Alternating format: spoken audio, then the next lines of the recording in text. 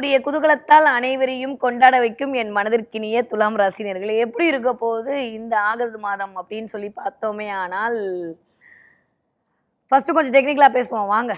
இப்போ இருக்கிற நிலைமையெல்லாம் பார்த்தா என்ன பண்றதுன்னு தெரியல. எல்லா ராசிக்காரங்களும் ஓப்பன் பண்ணா துலா ராசி சூப்பர்னு சொல்றாங்க. நீங்களும் அப்படியே சொல்லி ஒரு 6 மாசம் எங்களை ஏமாத்திட்டீங்க. இந்த மாசமும் என்ன நீங்க சொல்லலான்னு பார்க்க தானே வந்திருக்கீங்க. எனக்கு தெரியும் உங்க மைண்ட் வாய்ஸை நான் பிடிச்சிட்டேன். இது வரைக்கும் அப்படி என்னவோ தெரில, இந்த கடகராசிக்காரங்களுக்கும் துலா ராசிக்காரங்களுக்கும் எனக்கு கழுவி ஊத்தாட்டி அவங்களுக்கு இந்த நாள் இனிய நாளாவே இருக்க மாட்டேங்குது.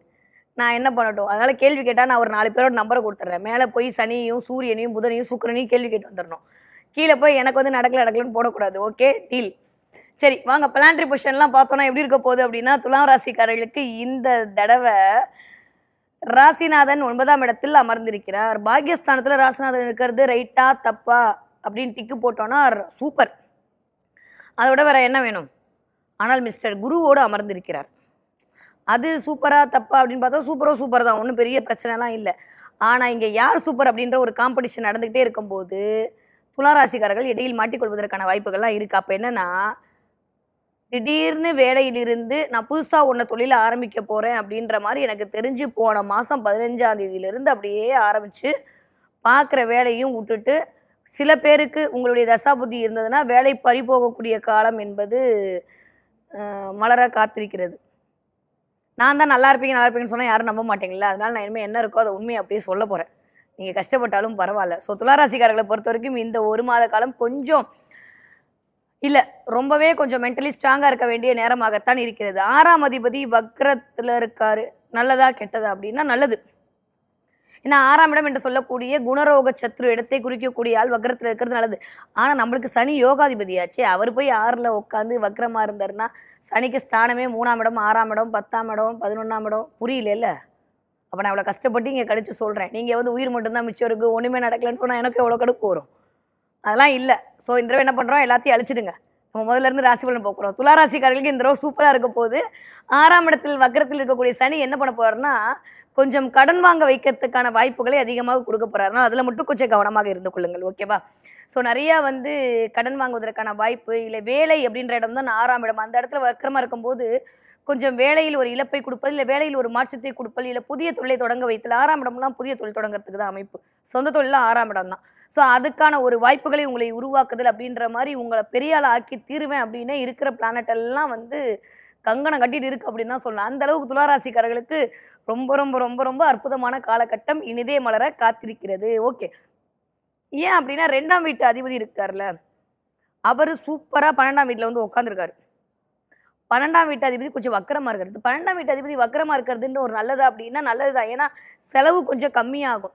அப்போ நம்ம என்ன பண்ணுவோம்னா, பார்த்து செலவு பண்ணுவோம். யூஸ்வலி துளாராசிக்காரங்க வந்து அடுத்தவங்க செலவு பண்ணால் ஜாலி, நம்ம செலவு பண்ணால் பார்த்து தான் செலவு பண்ணுவோம். மைண்ட் வாய்ஸ் நான் உண்மையாக சொல்லிட்டேனோ? சரி ஓகே. ஆனால் இந்த தடவையும் அதே மாதிரி தான் இருக்கீங்க. மற்றவங்களையும் செலவு பண்ண விட மாட்டீங்க, நீங்களும் செலவு பண்ண மாட்டீங்க.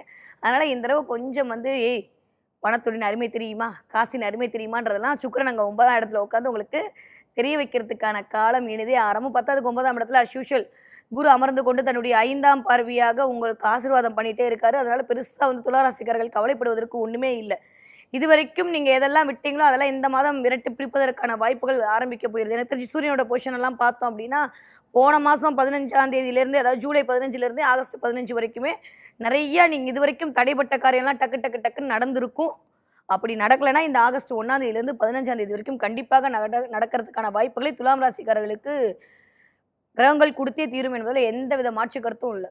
11ஆம் தேதிக்கு அப்புறம் 12ஆம் வீட்டு அதிபதியும் கொஞ்சம் வக்ர நிவர்த்தி அடைஞ்சு சூரியனோடு ஒரு 4 நாள் கன்ஜெக்ஷனில் இருப்பார். அதுக்கப்புறம் ராசிநாதனோடு 12ஆம் அதிபதி.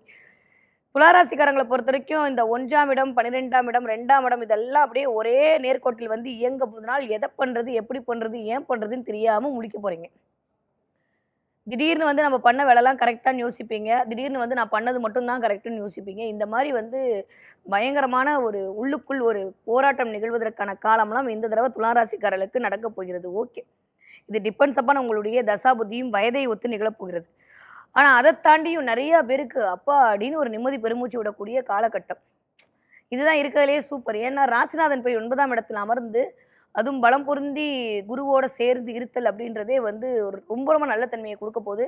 ராசிநாதன் பார்க்குற பார்வையும் உங்களுடைய 3ஆம் இடத்திற்கு விழுகிறது அப்படின்றதே சூப்பர். நிறைய முயற்சி பண்ணுவீங்க. நிறைய பிளெஸ்ஸிங், நிறைய குருமார்களுடைய ஆசீர்வாதம், நிறைய குருமார்களுடைய அனுகூலம் கிடைக்க போகுது.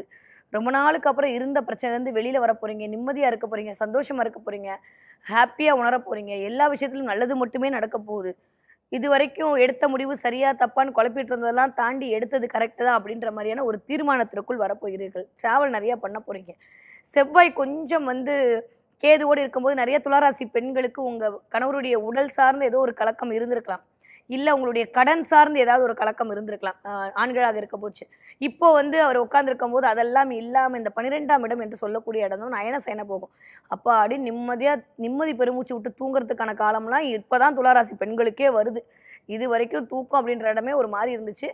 இனிமே இருந்து உங்களை யாராலும் தடுக்க முடியாதுன்ற மாதிரி அடிக்கிற அலாரத்தையும் ஆஃப் பண்ணிட்டு தூங்குற அளவுக்கு இந்த தடவை கொஞ்சம் தூக்கம் மேலோங்க போகக்கூடிய காலகட்டமாகத்தான் இருக்குது. ரொம்ப நிம்மதியாக இருக்க போறீங்க. ரொம்ப நாளுக்கு அப்புறம் அப்பாடி அப்படின்ற மாதிரியான ஒரு மன திருப்தி எனக்கு தெரிஞ்சு ஆகஸ்ட் மாதம் 11ஆம் தேதிக்கு அப்புறம் வர்றதுக்கான வாய்ப்பு நல்லா இருக்குது. ஸோ பெருசாக கவலைப்பட வேணாம். ஏன்னா யாரோட யார் சேர்றோன்றதை பொறுத்து தானங்க அந்த தன்மை தீர்மானம் செய்யுது. தண்ணி தாங்க, தண்ணியோட ஆன்டிபயோட்டிக்ஸ் இருந்தால் இன்னும் கொஞ்சம் மினரல்ஸ் அதிகமாகி நம்மளுக்கு எனர்ஜி கொடுக்கும். தண்ணியோட வேற ஏதாவது கலந்தால் அது விஷமாக மாறிடும். ஸோ கிரகத்தோட எந்த கிரகம் சேருகிறது என்பதை பொறுத்து தான் அதனுடைய அளவு தீர்மானம் செய்யப்படுகிறது. இந்த தடவை நம்ம ராசிநாதன் புதனோடு சேர்ந்து பயங்கரமாக இருக்க போகிறனால சுக்கிரன் புதன் இணைவு அப்படின்றதே ஒரு மாதிரி சுகபோகத்தை குறிக்கக்கூடிய இடம்தான்.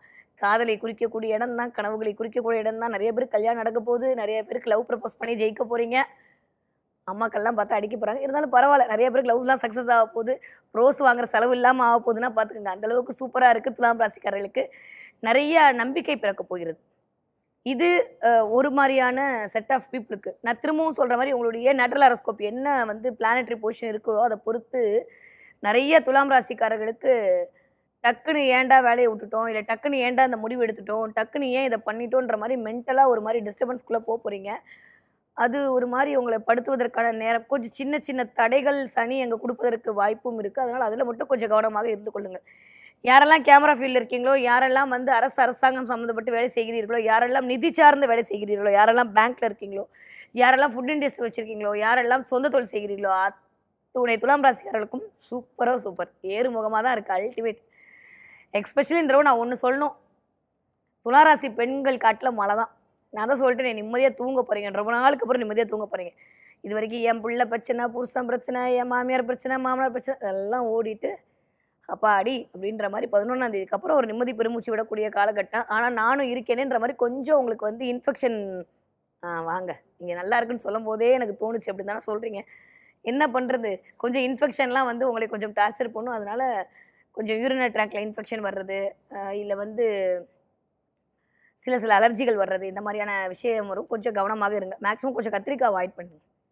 அந்த ஒரு பிளானட் நான் அதனால் அப்புறம் சொல்கிறேன். அந்த கத்திரிக்காயை மோஸ்ட்லி அவாய்ட் பண்ணிட்டீங்க துளாராசி பெண்கள்னால் இந்த தடவை ஒன்றும் பெருசாக நெகட்டிவ் உங்களுக்கு வரதுக்கான வாய்ப்பு இருக்காது.